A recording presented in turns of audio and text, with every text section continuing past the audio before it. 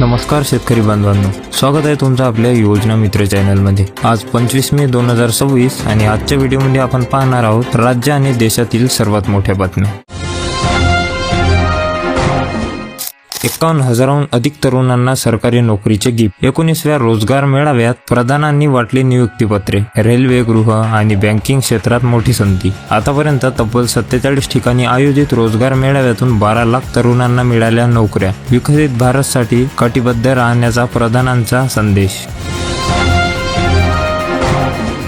युद्ध आणि वाढत्या इंधन खर्चामुळे नत्रयुक्त खते प्रचंड महागल्याने जगभरातील शेती पद्धती बदलत आहे। देशांतर्गत खतांचा पुरवठा अपुरा राहिल्यास यंदा मराठवाडा आणि विदर्भातील कोरडवाहू भागात शेतकरी मोठ्या प्रमाणावर कमी खत लागणाऱ्या तूर आणि हरभरा पिकांकडे वळण्याची दाट शक्यता आहे। हवामान विभागातून मोठी बातमी। तब्बल 5 दिवस थबकलेली वाटचाल पुन्हा सुरू करत मान्सूनने शनिवारी 23 मे रोजी जोरदार प्रगती केली असून श्रीलंका, अरबी समुद्र आणि कोमोरिनच्या बहुतांश भागांत वेगाने आगेकूच केली आहे।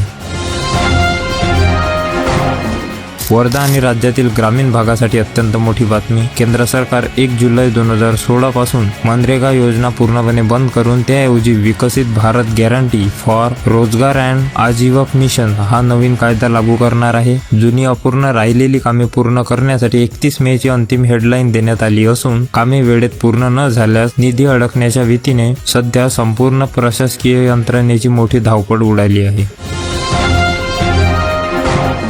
पुण्यातून राज्यातील बळीराजा संदर्भात अत्यंत धक्कादायक बातमी। कर्जमाफी होईल या आशेने शेतकऱ्यांनी जुन्या कर्जाची परतफेड न केल्यामुळे ते थकबाकीदार झाले असून बँकांनी नवीन कर्ज नाकारल्याने पीक कर्ज घेणाऱ्या शेतकऱ्यांची संख्या तब्बल 18 लाखांनी घटली आहे। धुळे आणि सिंधुदुर्ग जिल्हा वगळता राज्यातील इतर 32 जिल्ह्यांमध्ये उद्दिष्टांच्या 75% पेक्षाही कमी पीक कर्ज वाटप झाले असून बळीराजा पुन्हा खासगी सावकारांच्या पाशात अडकण्याची भीती आहे।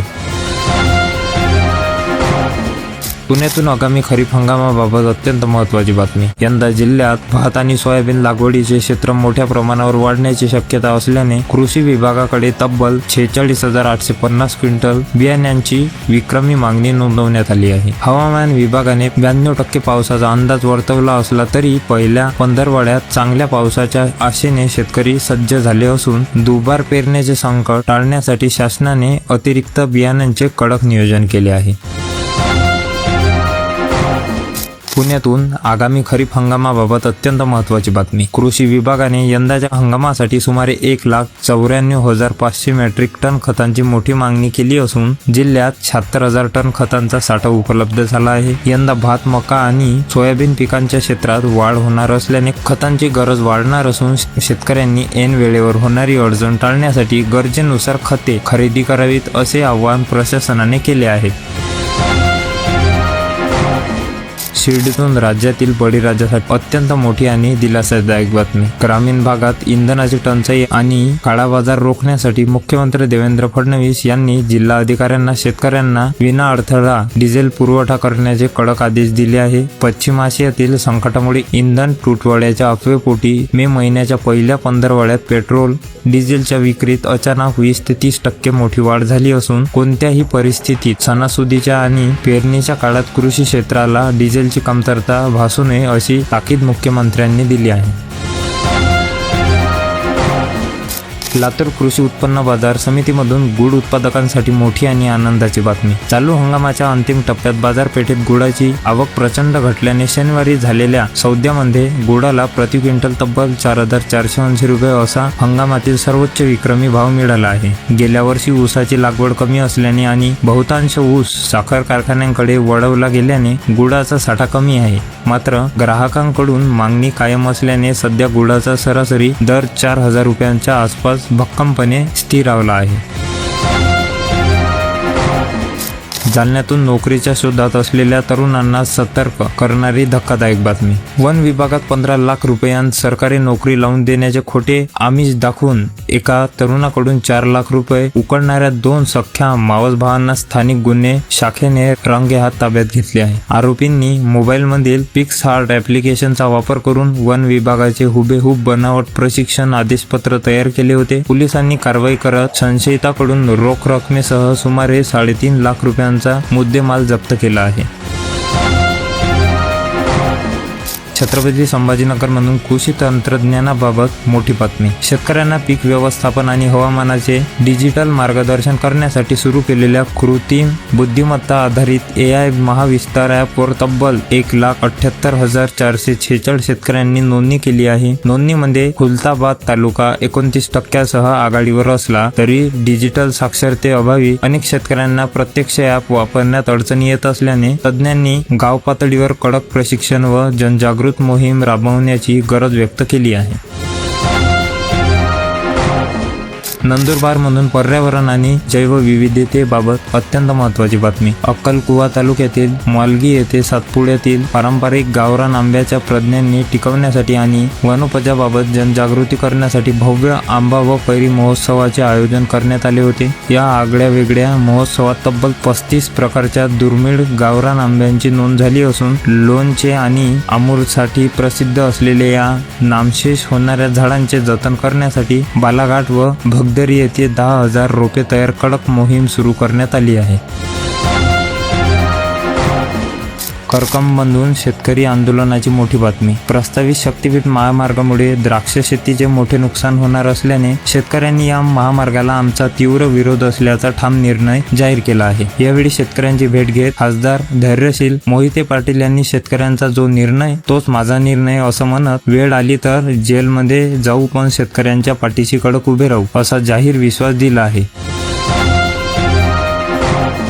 नागपूर आणि अमरावतीसह संपूर्ण विदर्भासाठी अत्यंत कडक इशारा. हवामान विभागाने आज आणि उद्या अकोला, अमरावती आणि वर्धा जिल्ह्यांसाठी उष्णतेच्या तीव्र लाटेचा रेड अलर्ट कायम ठेवला असून ब्रह्मपुरीत पारा तब्बल 47.1 अंशावर पोहोचला आहे. दुसरीकडे मात्र हवामानात मोठा बदल झाला असून मराठवाड्यातील हिंगोली, परभणी आणि पश्चिम महाराष्ट्रात वादळी वाऱ्यासह मान्सूनपूर्व पावसाने जोरदार हजेरी लावल्याने नागरिकांना काहीसा दिलासा मिळाला आहे.